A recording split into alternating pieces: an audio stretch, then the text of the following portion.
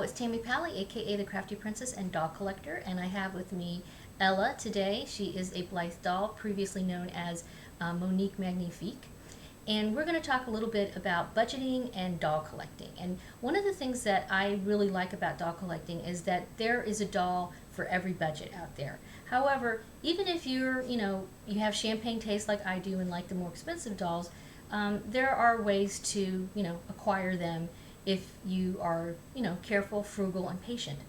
But I have a few thoughts that I just thought would be helpful to people who maybe want to get into the hobby, or maybe you are into the hobby, but you're kind of struggling with which direction to go in. This is something that I kind of thought about since I returned to it.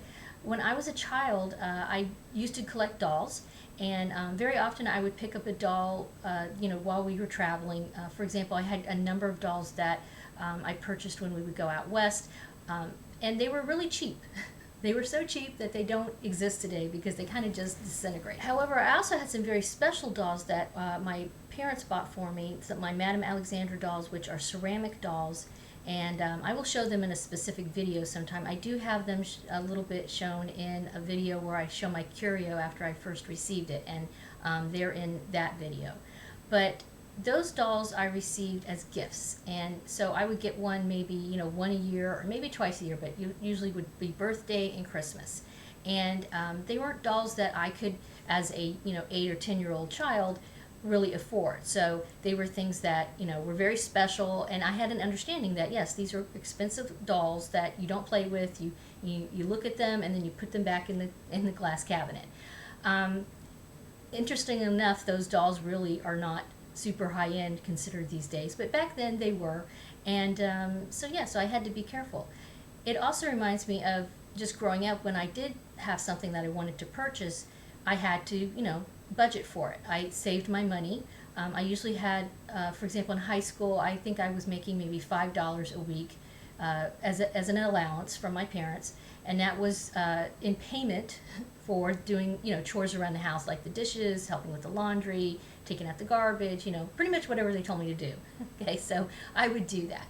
And I would save and save and save and save, because even $5 back in the olden days did not go very far. And then when I acquired enough money, I would purchase something that I wanted. And that really reflects today what I'm doing when I'm back into the doll collecting realm. And when it comes to especially things like a Blythe doll, this doll, for example, was a birthday present to me. Okay, so it was something that I was, given extra, some money. A lot of people just gave me money because I'm a terrible person to buy for, and so I, collected that birthday money and I bought her. All right. Same thing. Christmas came. My birthday's in November, so December came. Christmas. I got Christmas money. I bought it all. So it kind of looks like, wow, she bought 2 dolls and one each month. Yeah, but one was for birthday, one was for Christmas. So anyway, if you personally have that kind of setup going on, that's something that you could do as well. One of the things, in fact, I've done is created a Pinterest board that I've shared with family, and in fact, I've asked them to do the same, because I do have family members like myself that are very difficult to buy for. But even if, say, you don't have enough money when it even comes to that, when it comes to people giving you gifts or saving up or that kind of thing, or you just don't want to wait, there are so many wonderful dolls out there.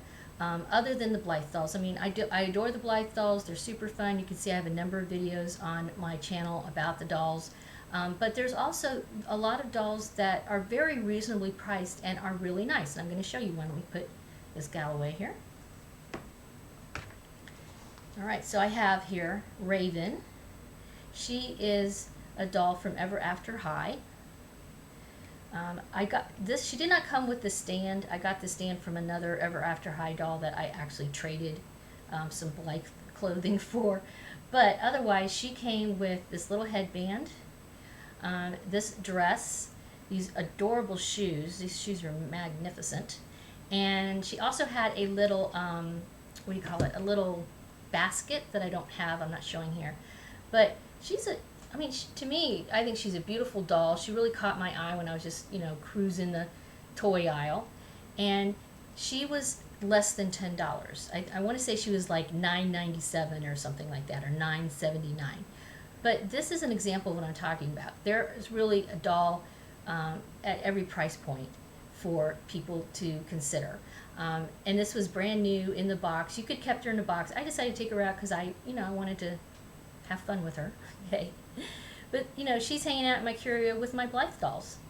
And I really wouldn't mind getting a few more of the Ever After High dolls. There's also the Monster High dolls, which are also priced pretty much similarly, around anywhere from, these dolls tend to be anywhere from $10 to $25 depending on how much stuff they come with. So if you have a super fancy doll that maybe comes with a lot of stock, they might be upwards to $25. But if you have a basic doll like this, with an outfit, with shoes, maybe with a purse or something like that, $10, I don't think that's very bad at all. There's also the Sparkle Girls dolls. Those dolls are only about $5. And then don't forget that a lot of times I've even been going to thrift stores and finding dolls that they need some TLC, but otherwise there's really nothing wrong with them. A lot of times they're old Barbies or Bratz dolls. I even found a fairy doll. I think she's Tinkerbell. She's lost her wings, but there's just something out there really for everyone. So I think it's something to consider. Yes, you can save up money and go the expensive route, like with the Blythe doll, and keep in mind that you can also these types of dolls you can sell and trade. I recently just sold one of my fake Blythe dolls that someone's going to use as a project that she plans to customize, and so then I'm going to roll that money back into another doll, right? So there are definitely ways that you can go about. You can do trading, you can do resell, but if you're not ready to tackle something as expensive as a Blythe doll, keep in mind that there are plenty of other wonderful dolls, and these are very highly collectible. A lot of people are collecting these dolls, even though you can get them at Walmart, Toys R Us. Let's see, Target has them as well. So yeah, they're easy to get. They actually are really cute. I mean, this doll even has articulation in her arms and legs and hands and everything. So, or her wrists at least. So yeah, so for $10, you can join us in the toy and doll collecting world very easily. So yeah, that's my thoughts on budgeting for doll collecting. And if you have any ideas, suggestions, comments, I know this can kind of be a controversial topic. And of course, be nice, but please let me know what you think in the comments and give me a thumbs up if you found this at all interesting. Have a wonderful Dolly Day. Thanks for watching.